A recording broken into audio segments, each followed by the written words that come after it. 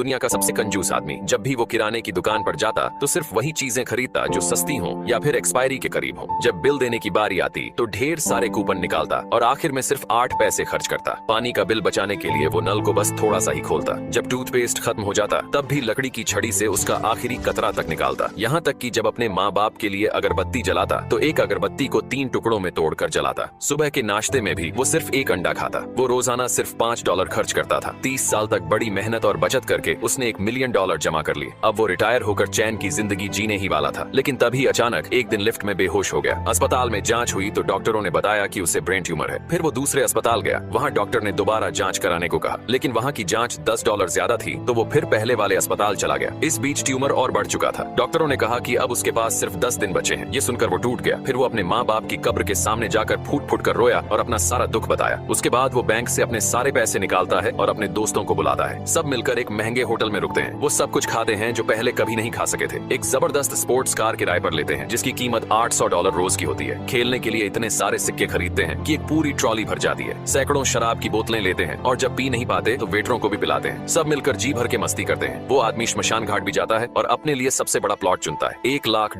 के नकली नोट खरीदता है जो मरने के बाद जलाए जाते हैं। वो मरने वालों वाला मेकअप भी करवाता है ताकि सब कुछ पहले से तय रहे। आखिरी दिन वो अपने घर लौटता है। वहाँ रखी हुई एक एक्सपायरी हो चुकी सॉसेज खाता है और थोड़ी ही देर में बेहोश हो जाता है। उसके दोस्त उसे फौरन अस्पताल ले जाते हैं। जब वो होश में आता है तो डॉक्टर बताते हैं कि उसकी रिपोर्ट गलत थी। उसे ब्रेन ट्यूमर था ही नहीं, असल में उसे फूड पॉइजनिंग हुई थी क्योंकि उसने सड़ी हुई चीज खा ली थी। ये सुनते ही वो जोर जोर से रोने लगता है क्योंकि उसने अपनी पूरी जिंदगी की कमाई कुछ ही दिनों में उड़ा दी थी।